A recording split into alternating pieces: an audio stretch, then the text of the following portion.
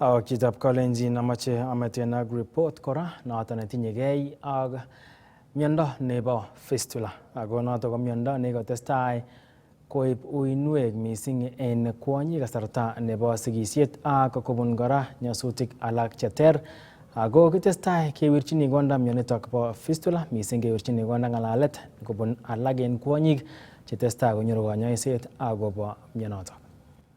Kila kenyit kobune kwonyik chesire 2 million kobun komoswek cheterter chebo ng'wony koimutiet nebo miondab fistula en kasarwek chechang koibu koimutik cheityin kwonyik kasarta nebo sigisiet. Nitok ko koimutiet neibu tewernatet neo nekoyai kwonyik chechang kounyge ak kotabangei en bororiet. Akot kounotok ketestai kechenge kakuyet akobo mionitok ole king'ololi ak kanyoindet koboto alak en kwonyik chebune koimutionitok bo fistula. En sipitalitab Gainocare nemiten Eldoret en county nebo Uasin Gishu kenyoru kanyoindet Samuel Munyoki nekikomongei asikotoret kwonyik chetindoi miondab fistula konyor kanyoiset ak kowekchigei sobet nekibo tai. The treatment is not a complicated procedure.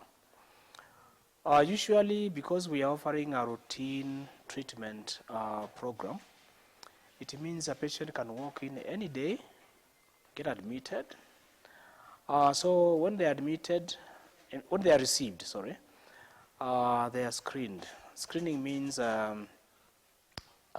evaluation by a trained person to determine what is the problem. Because sometimes somebody will say I have fistula, but then you realize they just have a UTI or just a simple infection. So when they are screened and verified it is fistula, then they will be advised. They will go to lab, we have the blood works done to see if they are suitable for theater. They have to go through a bit of counseling. They have to be, somebody will explain to them the modes of treatment available. And within the next 2 or 3 days, they can receive their corrective surgery. Then they will be in the hospital recuperating for at least 10 days to 14 days. And then they are free to go home. We can say straightforward, but not always is it straightforward. The surgery can be easy, can be moderate, like moderately easy, or it can also be difficult because fistula is an injury. If somebody is involved in an accident, they cannot determine how much injury they will get, but it happens. So when injury occurs, some people sustain a lot of injury, others sustain mild, others just a bit of bruises. So it can be a simple, it can be a moderate, it can be a complex fistula. For the simple fistulas, the procedure takes about 1 hour. For the complex, it can take as much as 5 hours. So that is not the burden of the surgeon. Sometimes the complex ones fail, and some women might need several procedures eventually to get well. But over 80% will be okay with just one repair, especially when you have a good fistula surgeon. En sipitali notok kora kenyoru kwonyik oeng, Alice ak Irene, chearorwech akobo sobenywan kong'eten koityi koimutietab fistula. Inam kitabu kokabuno maternity tarehe 24 tarehe fenye sasa kikakindaiwa mbiret anyone kokamong maternity. Sasa kingecher mbirani kotai koba beek. Tarehe 22 kikicherwa mbiret tarehe 22. Atebi kidogo tarehe 30 Desemba kotai koba beek. Ko kiawendi kasisiek chebo kawaida, awendi mbar abute chaik. Atebi amu iwetitoi ano mbar makoi ibatishe siko kobendi beek. Sasa kiyache itabu amu makito nebo kawaida. Sasa ngot konai biik kole komakanye chi kotebi ak inye. Ile acha boroni iker ile kakatepchigei eng kurgenyu. Sasa inget ile biik alak komuchi komwa koyait kole ma expression komie. Kinam kolal moet ak ang'ung'u akolale moet ak kong'ung. Kimuta sipitali Kericho. Ko kingemuta sipitali Kericho abaru en Kericho. Kinam kinyana. Kinam kimuta theater. Kinem bendo ak kiyokto bendo. Ko kingiyokto benyi komong ko cancer.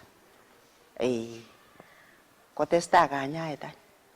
Ko kingotestai kanyaet kekonon transfer anyun Eldoret. Ko kinanyon Eldoret nyokinyan en Eldoret. Awe gaa. Awendi gaa kila arawet ak aweksei Eldoret. Ko konanyon en Eldoret anyon. Ngunon yamong'u en yu kora awendi Eldoret. Kibakeunwan soromok. Kiatindoi shida kounotok amwetamwete ngoroik chechuk. Ak aame tugun yani chekikakilyon aam. Kobesyo machamwan aamis. Kobesyo amisie. Ko ngap konam koiman ang'ung kora kowekyo. Ko yon mami kerichek koname borto kora. Yoche komi kerichek. Nguno leon dakitari wial kerichek kouni ak no. Aale kerichek choto chebeku arawet. Ko ngobek arawet aweke any kerichek.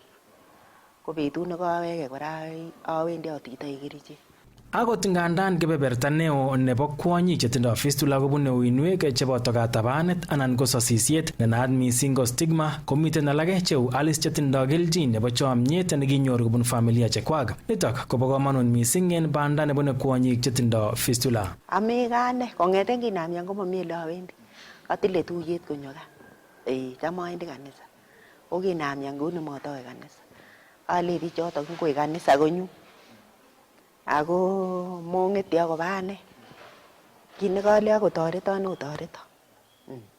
Kimi pamoja akot biikab kokwet, akot biikab kanisa. Kemi pamoja.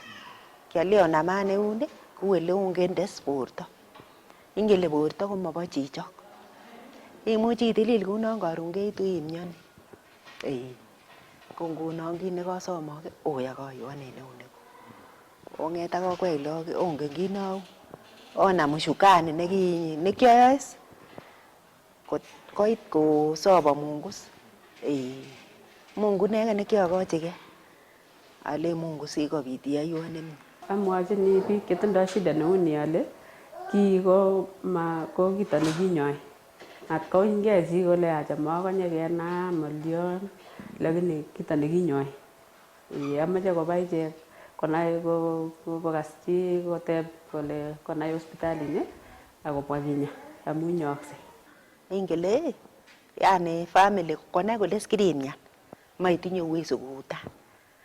Kin itinye uwezo nyimetoretin nesereti akine koyoche kotoretin akichek kou ele eus nguni. Ngamun ingele isome chito sinye koting'et. O lagokab ko kotor kolelen ile kakeng'et ak mama sikeyai ne. Otochamdosi ak biikab kokwet kotor kotoretin kokwet kora. Akong'et kokwet kobur choronok. Kenyo kele obwan koker Alice. Kimyan Alice. Kotor isiche toretet en yoto. Ale kotor isiche toretet. Ngamun ite korarun kerichek anan korarun okot transport. Kotor kotoretin chito kole katinye koteb kole konu nambaisiek ayokun tongilo. Ko makai ing'et iwe kerichek. Ko mara kotom isob komie. Ko echelewan tarikisiek chekikimwaun koui. Ngamun kakosir. Inyoitou lelenen ano. En yu. Kongoi neo mising komakat kikochi kanyoik cheu Samuel chekotorchigei boisiet nekorom nebo kanyaetab miondab fistula asikekirinda tawernatet nebune kwonyik. Kiboiboi amu kokenyoru matibabu.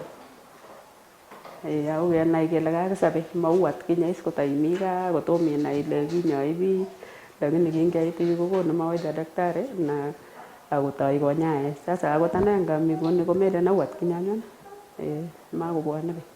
Agenge en tuguk kora cheimuch koipchi kobit miondab fistula ko yautiet nebo yatetetab lagok che tibik anan ko kwonyik. Kotiengei Samuel komakat keborien yautik cheu choto kosubkei ak nereben lagok che tibik boroinwek chebo borotet en sobenywan nebo tai taban ak ibunet nebo miondab fistula.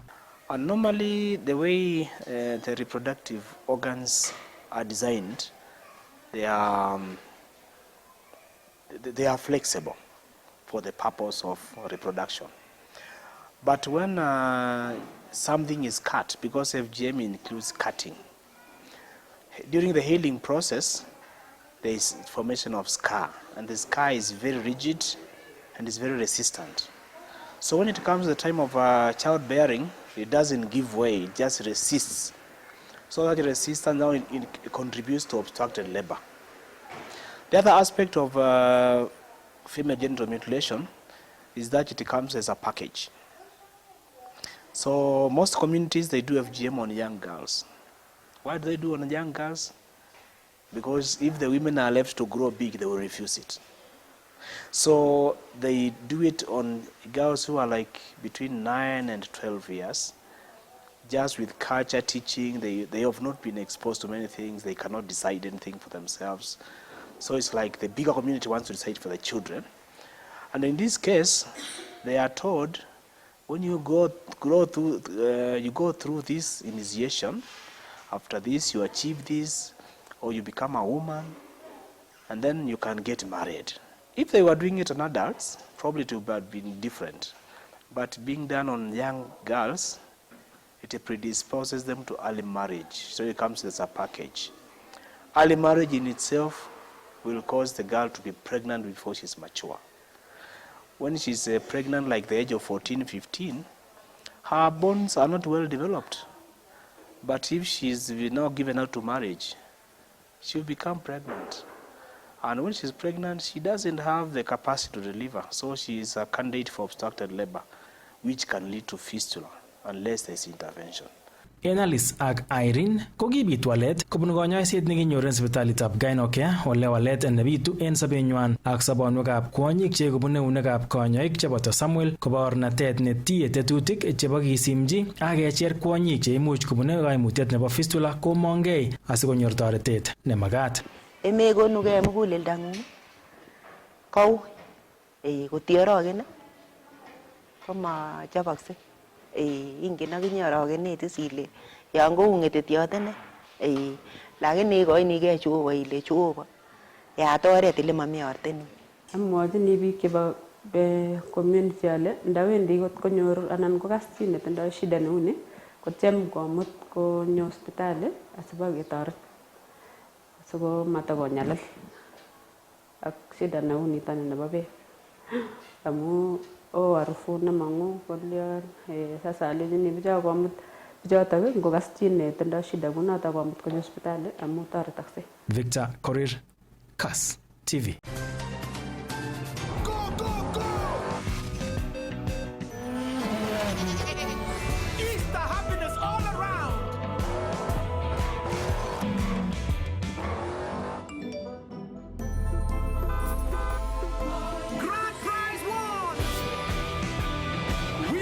With the WRC Safari Rally 2025, Rev Fisher and feel the roar.